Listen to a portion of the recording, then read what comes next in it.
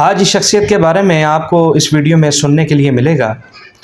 ان کا تعارف میں یوں کرواتا چلوں، مختلف القابات سے انہیں جو ہے وہ پکارا جاتا ہے کہ محبوب سبحانی، قطب ربانی، شہباز لامکانی، قندیل نورانی، غوث سمدانی، الشیخ سید عبد القادر جیلانی، الحسنی والحسینی، المعروف حضور غوث پاک رحمۃ اللہ علیہ سرکار کے بارے میں آج جو ہے اس ویڈیو میں آپ کو کافی کچھ سیکھنے کو ملے۔ حضور غوث پاک رحمۃ اللہ علیہ سرکار کا قدم مبارک تمام اولیاء کی گردنوں پر ہے۔ واہ واہ، کیا یہ بات حقیقت ہے؟ اور اس کی تھوڑی تشریح اگر آپ کر دیں تو دیکھنے والوں کی اصلاح ہو سکے۔ حضور غوث پاک سرکار رحمۃ اللہ تعالیٰ نے فرمایا کہ میرا یہ قدم تمام اولیاء کی گردنوں پر ہے، اور اس پر بھی حوالہ جات نہیں، ناچیز کے پاس حوالہ جاتا ہے، حوالہ نہیں حوالہ جاتا ہے، اس پر موجود ہے۔ سب سے پہلے جو اعتراضات کرتے ہیں ان کے گھر کا حوالہ پیش کر دوں۔ اشرف علی تھانوی امداد المشتاق ہے، اور امداد المشتاق کے اندر اس نے اس بات کو نقل کیا ہے، ایک بحث کو ذکر کر رہا ہے افضلیت کے اوپر، دو لوگوں کی آپس میں بحث ہو رہی ہے، اس کا ذکر کرتے ہوئے کہ خواجہ معین الدین اجمیری افضل ہے یا غوث پاک افضل ہے، اس کا ذکر کرتے ہوئے اس نے حضور غوث پاک کا بیچ میں قول بھی نقل کیا کہ حضور غوث پاک نے فرمایا کہ میرا یہ قدم تمام اولیاء کی گردنوں پر ہے، اور حضور خواجہ معین الدین اجمیری علیہ الرحمہ نے فرمایا کہ آپ کا قدم نہ صرف میری گردن پہ بلکہ میری آنکھوں پر بھی ہے۔ یہ امداد المشتاق کے اندر اشرف علی تھانوی صاحب نقل کر رہے ہیں، تو اس کے گھر سے حوالہ مل گیا۔ اس کے علاوہ یہ جمال غوثیہ موجود ہے میرے پاس، اس کے اندر بھی بہت سے واقعات آپ کو مل جائیں گے۔ اس کے علاوہ یہ موجود ہے تفریح الخاطر میرے پاس موجود ہے، اس کے اندر بھی آپ کو اس کے بہت سارے واقعات مل جائیں گے۔ اچھا، اس کی ایک وجہ جو آپ نے یہ بیان کی ہے کہ میرا یہ قدم تمام اولیاء کی گردنوں پر، اس کی کیا وجہ ہے؟ حوالہ جات میں اس پہ پیش کرنا چاہتا ہوں، کیونکہ یہ واقعہ کئی لوگ ہو سکتا ہے کہ اس پر اعتراض کر اٹھیں اور اٹھ کے بھڑک اٹھیں کہ یار یہ بات کہاں سے بیان کر دی، یہ تو کبھی سنی نہیں نہ پڑھی ہے۔ تفریح الخاطر فی مناقب الشیخ عبد القادر رحمۃ اللہ تعالی علیہ، اس کے اندر صفحہ نمبر اس کا ہے جی 46، اردو ترجمے میں، یہ یاد رکھیے گا، اردو ترجمے میں صفحہ نمبر 46 ہے تفریح الخاطر کے اندر۔ یہ میرے پاس موجود ہے کتاب جمال غوثیہ۔ جمال غوثیہ کے اندر بھی انہوں نے اس کے بہت سے واقعات نقل کیے ہیں۔ جمال غوثیہ کے اندر، تفریح الخاطر کے اندر بھی، جمال غوثیہ کے اندر صفحہ نمبر اس کا ہے جی 208 نمبر صفحہ، یہ 208 نمبر صفحہ ہے۔ انہوں نے بھی یہ دلیل اخذ کی ہے تفریح الخاطر سے، اور اس کے علاوہ یہ بات موجود ہے حضرت سلطان العارفین سلطان بہو رحمۃ اللہ تعالیٰ علیہ، الف اللہ چمبے دی بوٹی مرشد بن وچ لائی ہو، قیلان نور الہدا ان کی کتاب ہے، اس کے اندر اعلیٰ حضرت امام علیہ سنت رحمۃ اللہ تعالیٰ علیہ نے اپنی کتاب فتاوی رضویہ کے اندر یہ واقعہ نقل فرمایا ہے۔ مختلف الفاظ ہو سکتے ہیں، میں آپ کو جو مطالعے میں ہے وہ بات بیان کر دیتا ہوں۔ شب معراج جب نبی پاک صلی اللہ تعالیٰ علیہ وآلہ وسلم جب براق پہ سوار ہونے لگے تو حضور غوث پاک سرکار رحمۃ اللہ علیہ کی روح پاک حاضر ہوئی۔ اب براق پر جب نبی پاک سوار ہونے لگے تو انہوں نے اپنی گردن کو آگے کر دیا، حضور ان کی گردن پہ سوار ہوئے، ان کی گردن پہ پاؤں رکھا، پاؤں رکھ کے پھر براق پہ سوار ہوئے، اور حضور نے فرمایا کہ جیسے یہ میرا قدم اس کی گردن پر ہے، اس کا یہ قدم میرے تمام امت کے ولیوں کی گردنوں کے اوپر ہوگا۔ یعنی یہ اپنی طرف سے بات نہیں بیان کی جا رہی، یہ نبی پاک علیہ الصلوۃ والسلام سے بلکہ ان کو ایک بشارت مل رہی ہے۔ اب جو انکار کرتا ہے وہ سو کرے، کیونکہ ضد کا کوئی علاج نہیں ہے۔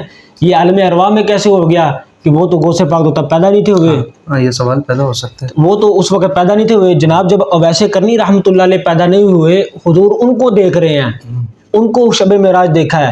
حضرت بلال حبشی ساتھ نہیں تھے گئے، لیکن پاؤں کے چلنے کی آواز آئی، چلتا وہی ہے جو گیا ہو۔ واہ واہ، آواز جیسے میں جب یہاں ہوں نہیں تو میرے چلنے کی آواز کیسے؟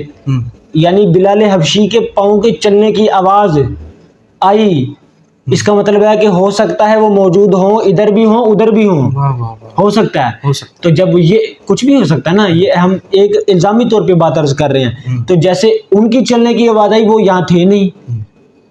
امام غزالی رحمۃ اللہ علیہ کی روح پاک کی ملاقات ہوئی حضرت موسیٰ علیہ السلام سے عالم ارواح کے اندر، یہ عالم ارواح کا ذکر ہو رہا، ان سے ملاقات ہوئی حالانکہ وہ تھے نہیں، اور حضور فرماتے ہیں کہ میری تمام امت میرے ساتھ تھی، تمام امت اب ہو سکتا ہے کہ جو امت پہلے گزر چکی ہو یا جو آنے والی ہو ساری امت حضور کے ساتھ ہو، جیسے یہ لوگ نہیں تھے ساتھ، اسی طرح حضور غوث پاک کے بارے میں یہ کہنا کہ جناب وہ تو پیدا ہی نہیں تھے ہوئے اور وہ آپ کہہ رہے ہیں کہ ان کا قدم تمام گردنوں پہ ولیوں پہ ہے اور وہ ادھر شب معراج آ گئے، تو یہ ممکن ہے جناب، یہ ممکن ہے کہ حضور غوث پاک سرکار رحمۃ اللہ تعالیٰ علیہ تشریف لے آئے ہوں، جیسے امام غزالی آگے ویسے کرنی آگے بلال حبشی کی چلنے کی آواز آ گئی، تو یہ بالکل اس بات کو ممکن ہے۔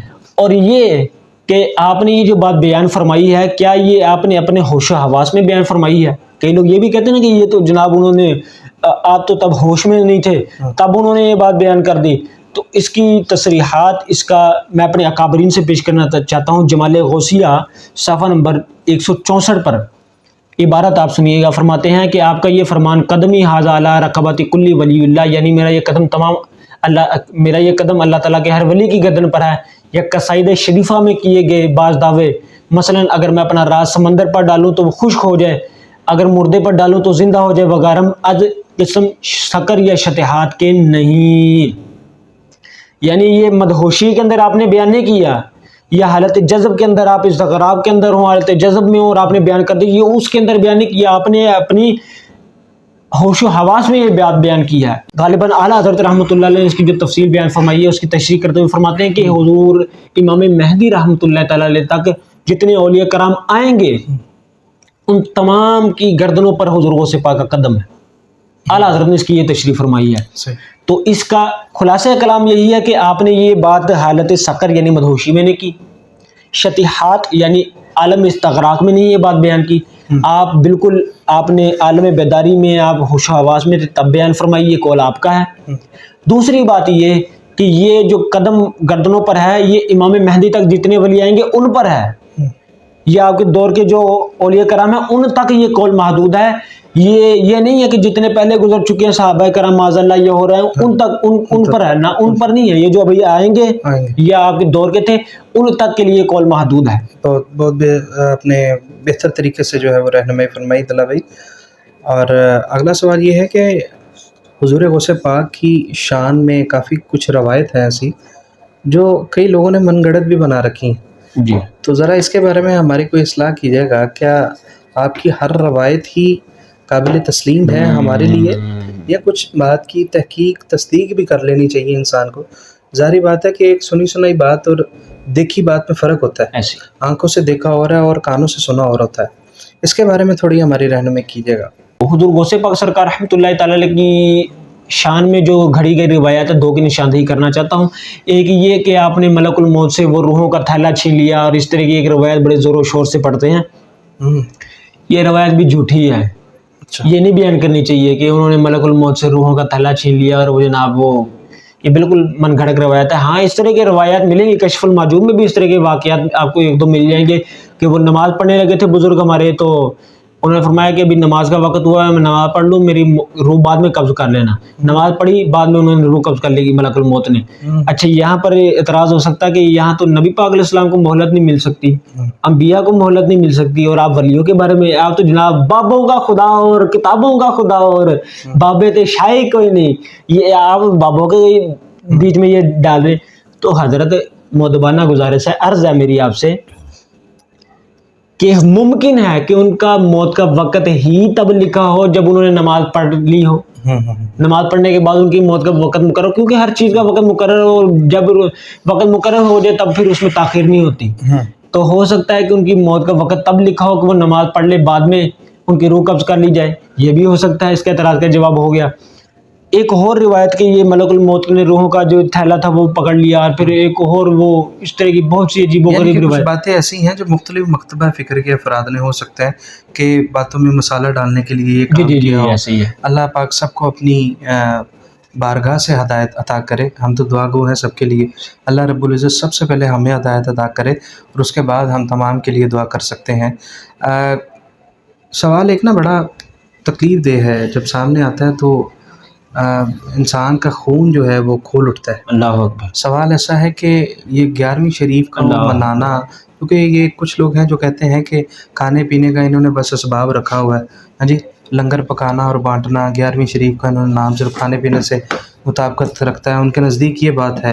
تو ذرا اس کی حقیقت اور اصل کے بارے میں بتائیے گا کہ اس کی ابتدا جو ہے وہ کہاں سے ہوتی ہے، اور ثابت اس کو ہم کیسے کر سکتے ہیں کہ 11ویں شریف کی جو ایک اتنی روحانی محفل ہوتی ہے 11ویں شریف کی، جس محفل میں اللہ رب العزت اور اللہ کے آخری نبی سرکار دو عالم صلی اللہ علیہ وسلم کے اوپر نعت شریف پڑھی جائے، اللہ کی حمد و ثنا کو بیان کیا جائے، اس محفل کے اوپر ایسے الزامات لگانا کہ نعوذ باللہ انہوں نے بیٹھ کے بس کھانے پینے کا ایک ترتیب رکھی ہوتی ہے، تو آپ لوگوں کو یہ بات کرتے ہوئے بھی شرم آنی چاہیے.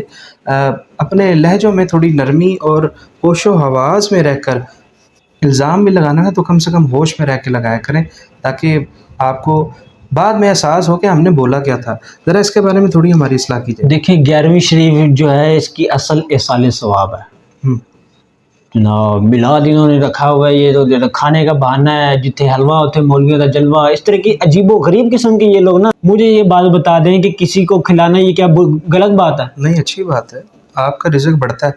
بلکہ یہ بات معذرت کے ساتھ ذرا روکوں گا ادھر آپ کو، میں تو حیران ہوں اس بات پہ کہ اللہ رب العزت نے ان اولیاء کے درباروں پر جو ایک رونق کا سما لگایا ہوا ہے، اگر اللہ رب العزت، میں وہاں پر کچھ ایسی حرکات و سکنات دیکھتا ہوں جو مجھے بھی پسند نہیں ہے. ہمارے لوگ جو ہیں وہ بعض اوقات کم علمی لا علمی کی وجہ سے کافی آگے، کچھ اور آگے نکل جاتے ہیں، تو انہیں روکنا چاہیے ہمیں. لیکن آپ کسی ایک کے غلط رویے کی وجہ سے اس پورے تالاب کو گندا نہ آپ سمجھیں، یا پورے اس معاملات کو، معاشرے کو آپ گندا نہیں سمجھ سکتے. آپ نے اگر اصلاح کرنی ہے تو کسی ایک کی کریں، سب کی اصلاح بھی آپ کا فرض ہے، کریں ضرور، لیکن جو اچھا چل رہا ہے تو اللہ رب العزت کی طرف سے خاص کرم ہے وہ اولیاء کرام پر، بزرگان دین پر. نبی پاک صلی اللہ علیہ وسلم کے بعد، خلفائے راشدین کے بعد تمام اولیاء کرام بزرگان دین قیامت تک چل رہے ہیں. ایسے ہی اللہ نے انہیں ہماری اصلاح کے لیے دنیا پر رکھا ہے. آج بھی کسی نہ کسی ولی اولیاء کرام کی وجہ سے ہی ہم یہاں پر اس ٹائم موجود ہیں. جنہوں نے اللہ کو راضی کیا وہ ہاتھ اٹھاتے ہیں. اللہ اللہ کرنے سے اللہ نہیں ملا کرتے، اللہ والے ہی اللہ سے ملا دیتے ہیں. ہمیں اللہ کا کیسے پتہ چلتا؟ ہمیں سرکار کی عزت کا کیسے پتہ چلتا؟ ناموس کا کیسے پتہ چلتا؟ انہوں نے یہاں کے جو ہمیں وہ درس دیا ہے. تو ذرا معذرت، ذرا اس معاملے میں ذرا روکا آپ کو. کوئی مسئلہ نہیں. جی تو جناب وہ جو غیر اللہ کا نام لے لیا جائے وہ چیز حرام ہے، نیاز حرام ہو گئی. میں نے کہا کس طرح حرام ہو گئی بھائی؟ اس کے اوپر قرآن کی آیتیں پڑھی گئی ہیں، وہ حرام کیسے ہو گئی؟ معاذ اللہ آپ دشمنی میں اس حد تک پہنچ چکے ہیں کہ جو چیز آگے رکھی ہوئی ہے ٹیبل پر، ہم نے اس پر اللہ کا کلام پڑھا جا رہا ہے، آپ کے نزدیک وہ معاذ اللہ ناپاک ہو گئی. کیسی بےہودہ قسم کی بات ہے. اور کسی کو کھانا کھلانا یہ تو اچھی بات ہے، چلو آپ نہیں کھلا سکتے، ہمیں تو کھلانے دیں، ہم تو اپنا کام کر رہے ہیں. 11ویں بھی منائیں گے، 12ویں منائیں گے، جتنا زور لگانا لگا لیں، ہم تو باز نہیں آنے والے. کیونکہ سرکار کی تعریف وظیفہ ہے زبان کا، یہ جرم اگر ہے تو بار بار کریں گے. ہمارے استاد سے فرماتے تھے کہ اگر حضور کی عزت پہ پہرا دینا، حضور کا ذکر کرنا اگر جرم ہے تو سب سے بڑے مجرم ہم ہیں، کیونکہ ہم حضور کا ذکر کرتے ہیں. لوگوں نے پروپیگنڈا بنا دیا جناب، حضور کی جو شان ہے وہ حد سے زیادہ بڑھا دیتے ہیں. پیر جماعت علی شاہ صاحب رحمۃ اللہ تعالی، میرے دادا پیر و مرشدہ امیر ملت پیر جماعت علی شاہ صاحب محدث علی پوری رحمۃ اللہ تعالی، میرے پردادا پیر صاحب ہیں، فرماتے ہیں کہ لوگ کہتے ہیں کہ حضور کی شان کو نہ بڑھاؤ، حد سے مت بڑھاؤ. شان کو بڑھائے گا وہی جس کو حد کا پتہ ہوگا، جس کو حد کا پتہ ہوگا کہ میں نے اس حد تک بڑھانا ہے وہی بڑھائے گا. حضور غوث پاک سرکار، ہم ان کی 11ویں کیوں نہ منائیں کہ جنہوں نے 6 ستمبر میں بھی بھرپور کردار ادا کیا. 6 ستمبر 1965 کی جنگ. پیر مفتی فیض احمد اویسی صاحب رحمۃ اللہ علیہ کی یہ کتاب ہے پیر پیغمبر 6 ستمبر. پیر پیغمبر 6 ستمبر، صفحہ اس کا 10 صفحے کے اوپر، 10 نمبر صفحے کے اوپر کہتے ہیں کہ 2 فوجیوں کا بیان ہے، انہیں بزرگوں پر اعتقاد نہیں تھا. یعنی یہی آج کل کے مرزا جیسے حضرات تھے جو اولیاء کرام کے خلاف بک بک اور ان کے جو اعتماد نہیں رکھتے تھے. کہتے ہیں لیکن انہوں نے اپنی آنکھوں سے سیالکوٹ کے محاذ پر ایک بزرگ کو گھوڑے پر سوار ہو کر لڑتے دیکھا. ان کے صافے پر لکھا تھا شیخ عبد القادر جیلانی رحمۃ اللہ تعالی علیہ. ہم ان کی 11ویں کیوں نہ منائے؟ اچھا یہ جناب وہ یہ غوث پاک ان کو نظر آتے ہیں تو ہمیں کیوں نہیں نظر آتے؟ ان کا فیض آپ کو پہنچتا ہے تو ہمیں کیوں نہیں پہنچتا؟ میں نے کہا آپ اس قابل ہی نہیں ہیں، آپ اس قابل ہی نہیں کہ آپ کو ان کا فیض ملے. جن کو فیض ملتا ہے وہ دیکھ بھی لیتے ہیں، جن کو فیض ملتا ہے وہ حضور کو بھی دیکھ لیتے ہیں. آپ کو مجھے بتائیں آپ کو کبھی حضور کی زیارت ہوئی؟ نہیں ہو سکتی. جب آپ ان کے خلاف بولیں گے تو کیسے ہوگی؟ تو 11ویں کا اصل ایصال ثواب ہے. اور یہ دن کو تعین کر لینا کہ دن کو مقرر کر کے پھر اس کی 11ویں اور 12ویں منوانا، یہ بالکل جائز ہے. جیسے نبی پاک علیہ السلام پیر کے دن روزہ رکھا کرتے تھے. پیر کے دن آپ نے مقرر فرمایا تھا. پیر کے دن آپ نے کسی نے حضرت غالباً ابو قتادہ رضی اللہ تعالیٰ نے پوچھا کہ حضور آپ پیر کے دن روزہ رکھتے ہیں, اس کی کیا وجہ؟ فرمایا کہ اسی دن میری ولادت ہوئی, اسی دن مجھ پہ وہی نازل ہوئی, تو میں اس لیے پیر کا دن روزہ رکھ کے میلاد مناتا ہوں اپنا. تو دن کو مقرر کرنا, 14 اگست آپ مناتے ہیں, وہ آپ 17-18 کو کیوں نہیں مناتے؟ بالکل. اس کا دن مقرر کیوں کیا گیا ہے؟ تب تو فتویٰ نہیں آتا, کیونکہ نہیں جی وہ ہے ہی 14 اگست کو. میں نے کہا پھر 11ویں ہی بڑی 11ویں کو ہے, 12ویں ہی 12 کو ہے. جب یہ دن مقرر کر لیے, 14 اگست کا دن مقرر کر لیا, اقبال ڈے مقرر ہو گیا, قائد اعظم ڈے مقرر ہو گیا, 23 مارچ مقرر ہو گئی, تب تو کوئی اعتراض نہیں. لیکن جب 11ویں اور 12ویں کا ہم دن مقرر کر لیں تو آپ کو اعتراض ہے. کئی لوگ کہتے ہیں جناب آپ لوگ 11ویں مناتے ہو, ہر سال چھوٹی 11ویں کرتے ہو, اور بڑے ہر سال بعد جا کے بڑی 11ویں کر لیتے ہو. میں نے تو جواب یہ ہے جیسے حج ہر سال ہوتا ہے, لیکن جب جمعے کے دن آ جائے تو حج اکبر ہوتا ہے, اسی طرح 11ویں ہر مہینے ہوتی ہے, لیکن جب مقررہ پہ آ جائے تو پھر بڑی 11ویں ہوتی ہے. مفتی احمد یار خان صاحب نعیمی رحمۃ اللہ تعالی علیہ کی دوسری کتاب اسلامی زندگی کے اندر, وہ اپنی کتاب اسلامی زندگی کے اندر فرماتے ہیں, یہ میرے پاس موجود ہے اسلامی زندگی, اس کے صفحہ نمبر 108 پر 11ویں شریف کی برکات جو مناتے ہیں, میں ان سے مخاطب ہوں, جو نہیں مناتے ان سے میرا کوئی تعلق نہیں ہے. وہ فرماتے ہیں 108 صفحہ پر, وہ فرماتے ہیں کہ اس مہینے میں ہر مسلمان اپنے گھر میں حضور غوث پاک سرکار بغداد رحمۃ اللہ رضی اللہ تعالیٰ عنہ کی فاتحہ کرے. بے شک. سال بھر تک بہت برکت رہے گی, سال بھر تک بہت برکت رہے گی. اللہ اکبر. اگر ہر چاند کی 11ویں شب کو, اچھا یہ بتا بھی رہی ہیں کہ 11ویں آپ نے منانے کیا طریقہ کار کیا, یہ بھی آپ سن لیں کہ اگر ہر چاند کی 11ویں شب کو یعنی 10ویں اور 11ویں تاریخ کی درمیانی رات کو مقررہ پیسوں کی شیرینی مسلمان کی دکان سے, مسلمان کی, فاسق کی نہیں, مسلمان کی دکان سے خرید کر پابندی سے 11ویں کی فاتحہ دیا کرے تو رزق میں بہت ہی برکت ہوگی اور انشاءاللہ کبھی پریشان حال نہ ہوگا. اللہ. بہت برکت ہوگی سال تک اور کبھی پریشان نہ ہوگا. آگے اپنا تجربہ بیان کرتے ہیں, آگے فرماتے ہیں کہ مگر شرط یہ ہے کہ کوئی تاریخ ناغہ نہ کرے اور جتنے پیسے مقرر کر دے اس میں کمی نہ ہو, اتنے ہی پیسے مقرر کرے جتنے کی پابندی کر سکے. آگے اپنا تجربہ بیان فرماتے ہیں کہ خود میں اس کا سختی سے پابند ہوں اور بفضل اللہ تعالیٰ اس کی خوبیاں بے شمار پاتا ہوں, والحمدللہ علی ذالک. اس کی برکت کیا ہے؟ سالہ سال برکت رہے گی, خوشحال رہے گا. جب 11ویں کی یہ برکت ہے تو پھر 12ویں کی برکت کیا ہوگی؟ جب 11ویں کی اتنی برکت ہے تو پھر 12ویں کی برکت کیا ہوگی؟ 12ویں کی جو برکات تھی وہ ہم پہلے بیان بھی کر رہے ہیں. تو یہ اس کا اصل ہے 11ویں شریف کا اصل ثواب اور اس کی بے شمار برکتیں ہیں. اللہ تعالیٰ اس کی عمل کی توفیق ہمیں عطا فرمائے. آمین الہی آمین. ناظرین 11ویں شریف, بڑی 11ویں شریف ایک مقرر اس لیے بھی دن ہے کہ غریب غربا میں اگر آپ کھانا تقسیم کرتے ہیں 11ویں کے علاوہ بھی کر سکتے ہیں آپ, لیکن اگر ایک نسبت سے حضور غوث پاک کو اس دن یاد کر کے جو بے شمار تعداد کو مسلمان کر گئے ہوں اپنے دور میں, تو سوچے یہ ہر کسی کو یہ منصب حاصل نہیں ہوتا, یہ کم لوگوں کو یہ حاصل ہوتا ہے. اور ولی آپ اس دور میں جس وقت کے آپ اولیاء کرام رہے ہیں, تمام اولیاء کرام میں سب سے افضل مانا جاتا تھا آپ کو, تو اگر ان کی یاد میں کچھ پکا کر غریب غربا میں تقسیم کر دیں اس میں کیا حرج ہے؟ اچھا, اس پہ اعتراض یہ بھی کرتے ہیں کہ جناب وہ غیر اللہ کا نام لے لیا, اپنے غیر اللہ کی نسبت کی وجہ سے یہ حرام ہوگی. یہ ہمارا عقیدہ یہی ہے کہ اللہ کے نام پر پکایا ہم نے, اللہ کی رضا کے لیے دیا, لیکن منسوب نسبت کر دی غوث پاک کی طرف. جی جی جی, کہ یہ ان کی طرف نسبت ہے, ان کے احسان ثواب کے لیے, اس لیے یہ حرام نہیں ہوگی.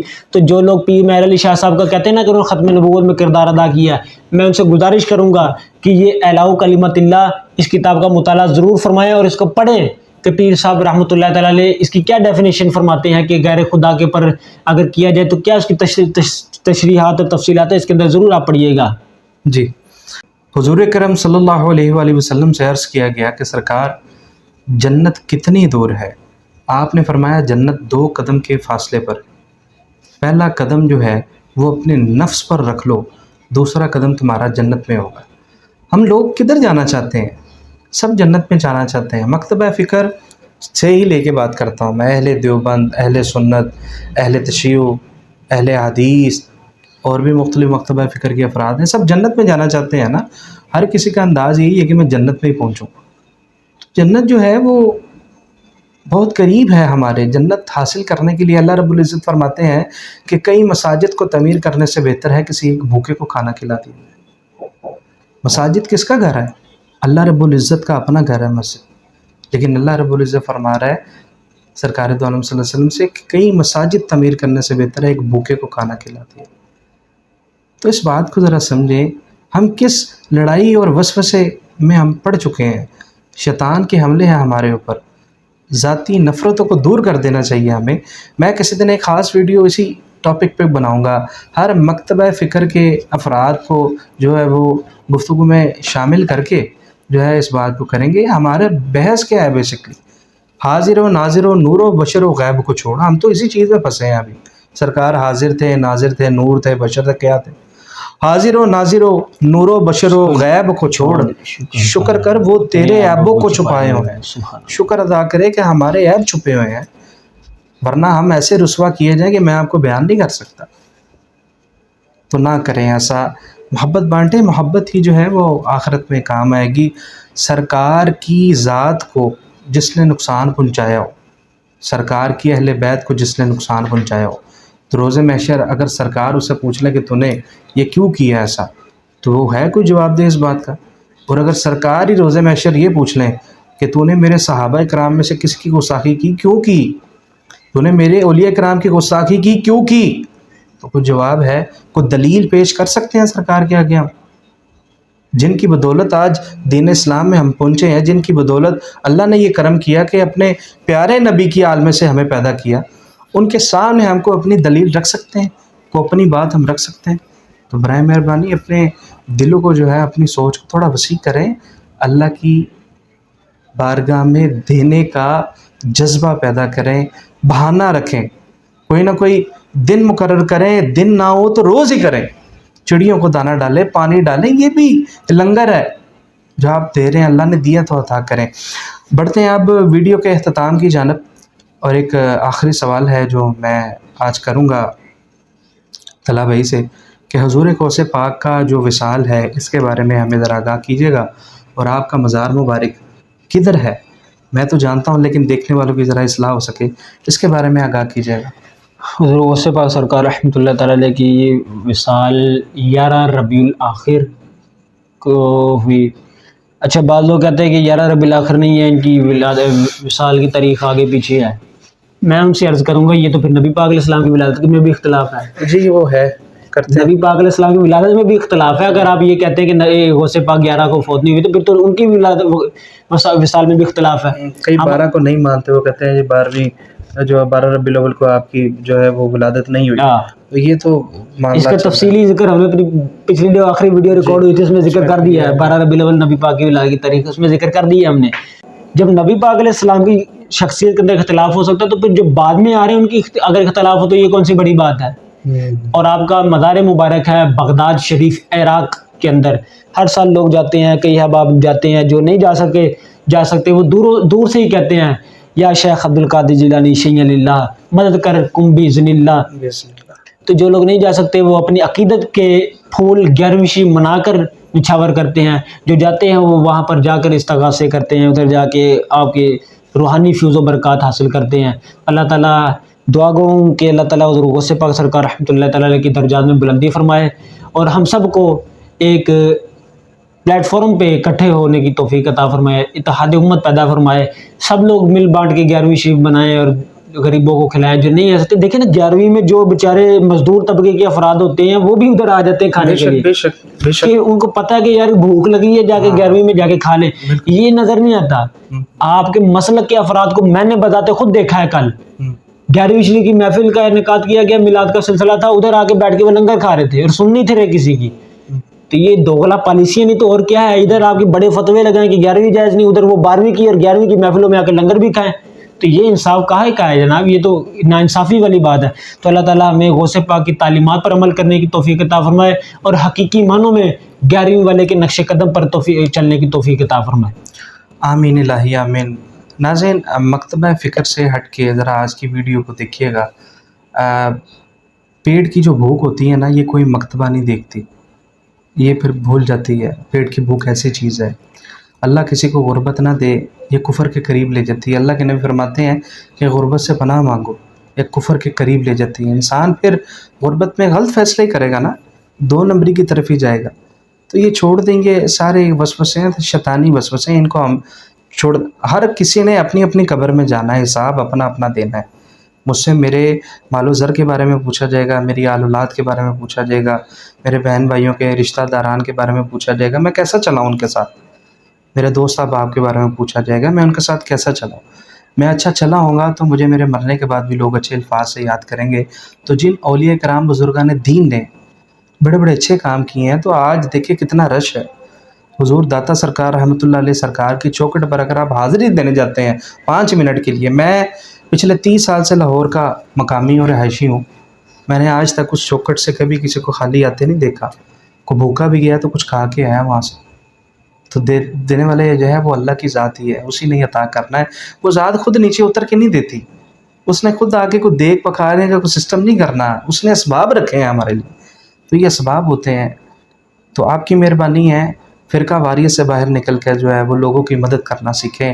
ہمارے سے یہ سوالات روز محشر سرکار نے اگر کر لیا نا کہ فرقہ واریت میں پڑے رہے ہو، ہمسایہ تمہارا بھوکا سو گیا، تمہیں اس بات کا احساس نہیں ہے؟ تمہارے علاقے میں جو تکلیف اور پریشانیاں تھیں لوگوں کو، تمہارے پاس یہ اختیار تھا ان کے مسئلوں کو حل کرنے کے لیے، تم نے کیا کیوں نہیں؟ اس پلیٹ فارم کا بھی جو مقصد ہے، طلبہ بھائی کو ادھر بلانے کا جو مقصد ہے، وہ آپ سب کی اصلاح ہے۔ دین میں بہت نرمی ہے، نرمی اختیار کریں، نہ اٹھا کے فتوے فوراً ایک دوسرے پہ لگائیں۔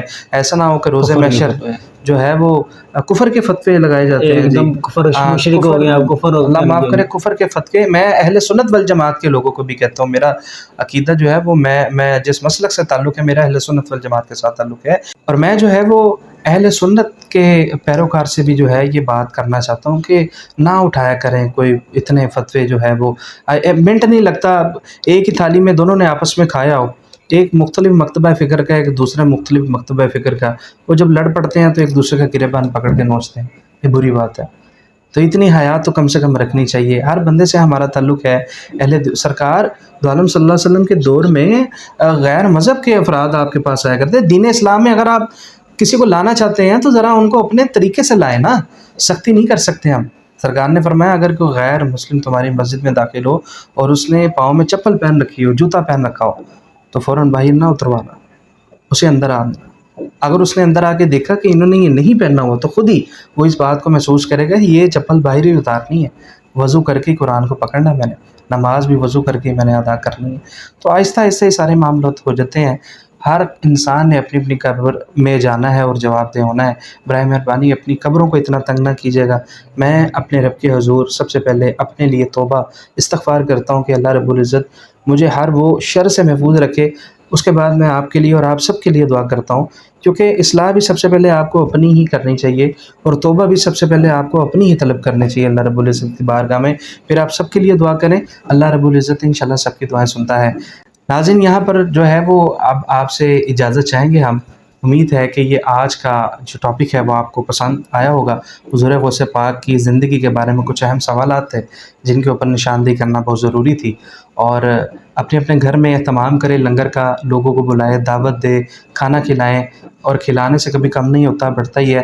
جتنی توفیق ہو، حسب توفیق جو آپ کو اللہ رب العزت طاقت دے رکھی ہے، 100 روپیہ، 200، 500، 1000، لاکھ، 10 لاکھ، جتنی طاقت کے آپ مالک ہیں اتنا بڑھ چڑھ کے آپ حصہ ڈالیں۔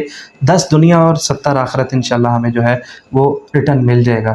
اور کئی لوگ ایسے ہیں جن کو میں کہتا ہوں کہ نیکی اس لیے بھی کرنی چاہیے کہ ہمیں پتہ یہ ریٹرن ہوگی، اور جب اللہ رب العزت کسی کو چیز ریٹرن کرتا ہے تو پھر اس کی طاقت کا آپ کو اندازہ نہیں وہ کتنی ریٹرن کرتا ہے آپ کو۔ 10 دنیا میں دیتا ہے اور آخرت میں 70 عطا کرتا ہے۔ علم اس سے حاصل کریں جسے اپنے علم پر عبور ہو، علم اس سے کبھی نہ حاصل کریں جسے اپنے علم پر غرور ہو۔ ویڈیو پسند آئی ہو تو چینل کو لائک کریں، سبسکرائب کریں، شیئر کریں، فالو کریں، خوبصورت سا کمنٹ بھی کیجیے گا تاکہ ہماری حوصلہ افزائی ہو سکے۔ اللہ کرے آپ تب تک جیے جب تک آپ چاہتے ہیں۔ شاءاللہ ہنستے وستے رہن توڑے سب دے ماں پیو، شاءاللہ ہنستے وستے رہن توڑے سب دے ماں پیو، جونی برو دیسی کیوں۔ اللہ نبی وارث۔